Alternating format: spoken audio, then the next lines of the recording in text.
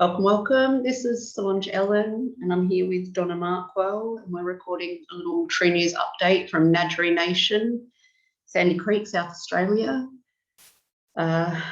Still without Takara, day 10, and today is Donna's birthday as well. So, you know, extra torturous for mother and daughter.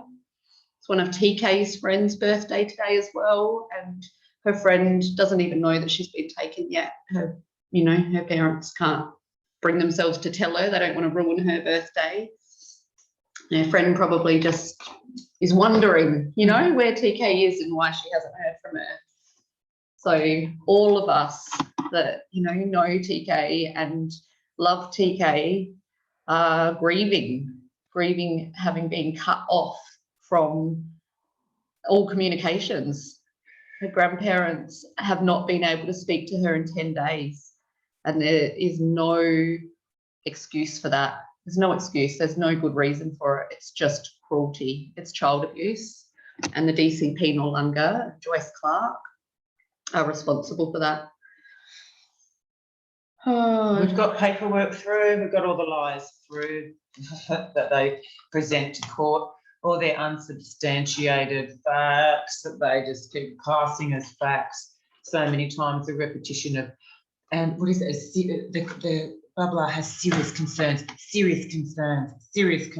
like it's called an application for care and protection orders, and that's the first thing that they do when they take it into court. It wasn't even a hearing the first day, it was just this application for orders, and that's why it just all got adjourned, because he had to get legal representation and I opposed the adjournment.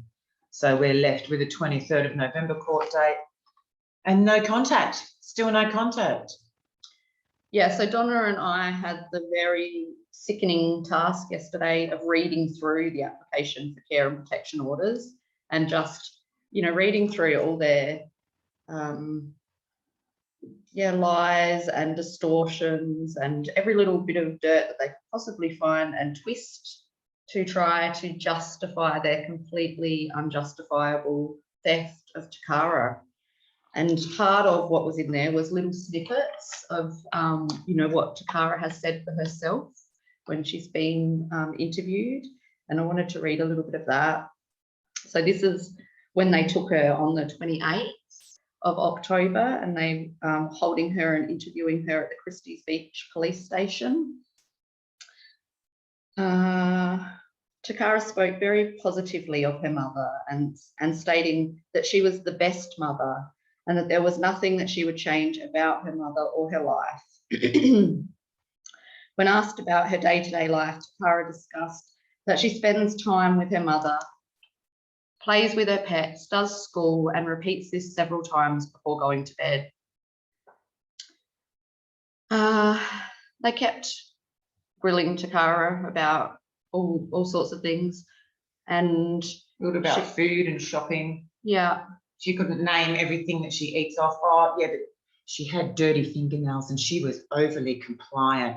Yeah, so she's a good girl. It's like, again, this overly compliant business. It's rubbish. The very last text message that Takara sent her mum when they've been separated was, "I'm nervous." So this is a young woman who's been stolen from her mum and is fearful.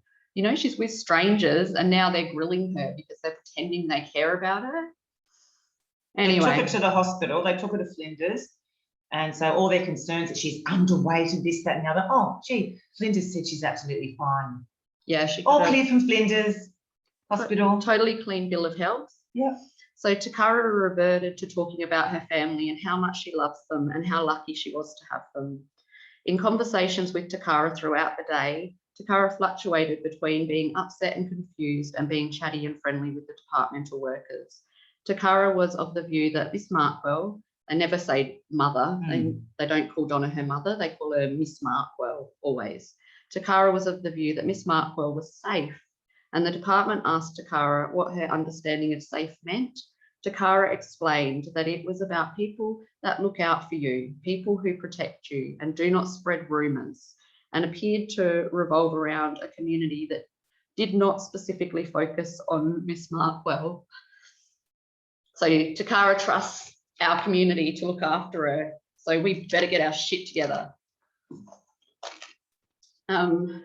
This is a little bit more from Takara. This is from when they had tried to take her earlier in the year. So this has been an ongoing targeting by DCP because Donna is an outspoken Christian. They hate that. That's a real crime. That's been a real according to bee in the- their bonnet in this one. Yeah, they've really targeted absolutely. So Yeah, when you read the whole report, it's definitely targeted. We'll pull that out and talk about that separately maybe, but This one's about Takara. This is what Takara said. so when this is January, back on the 29th of January 2021, when asked about what she liked about home, Takara reported that she liked spending time with Miss Markwell, that's her mother, and stated she's fabulous and that she liked her pets. The department asked Takara what she would change if she could. Takara responded nothing and referred to being happy at home. The department asked Takara what she would wish for. Takara advised that she would wish for more wishes and for Mum, Miss Markwell, and I to be safe.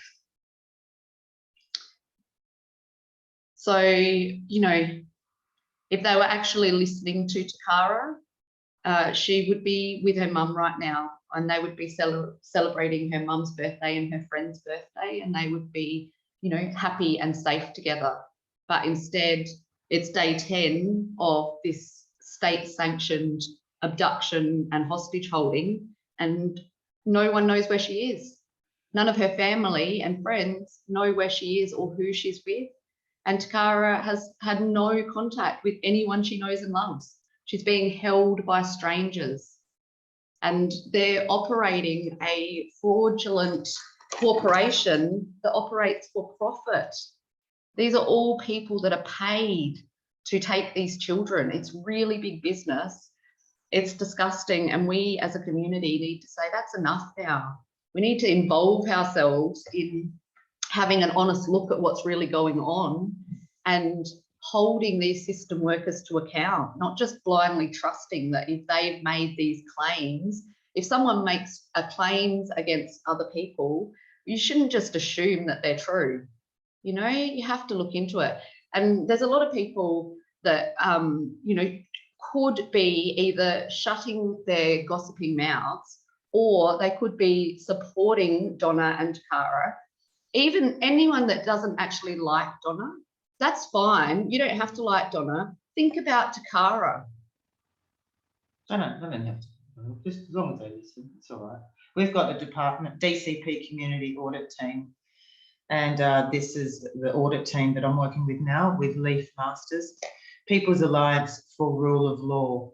So, yeah, we're working with a great team that was doing what CLC kind of dreamt, where we can put them on trial and stuff like that. But they've actually got their shit together and they know what they're talking about. So that's the difference. Yeah, well, that will all come together when we people all get together with our original First Nations elders and lawmen and lawwomen so that we can properly found, you know, real courts that have real legitimacy and sovereignty under the First Nations sovereignty and the real law of the land here. That is, you know, where the real jurisdiction of law lies and the ability for we, the people, all of us, the living men and the living women of this living First Nation soil to come together and to form courts and to hold these people to account because they've been getting away with this child stealing since the genocidal occupation began. They've been murdering the children of the originals and stealing the children of the originals, and they've just expanded their harvesting catchment. Yeah. Yeah. And thank you to the people who come and stood at DCP with me, all 4 of them. Yeah. And thank you for the people who turned up to youth court and the people who acknowledged that. So there was, you know, Pakora and a few other people.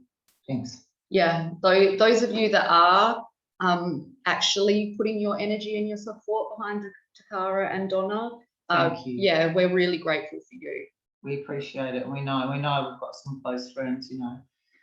Lots of love coming to me online and stuff, and appreciate that. And you know, we're sorry that we get a bit short with the betrayal that's happened, but you know, I'm doing my best to forgive them all and let it go. I've written to Jim and said that I forgive him, and yeah, so we're just letting that go, all that stuff go. But we're trying to move forward in the most peaceful way possible. And yeah, hey, peace, sister, peace, brother. Yeah, team humanity. We've got to all put our own shit aside and come together for the children now. Yeah.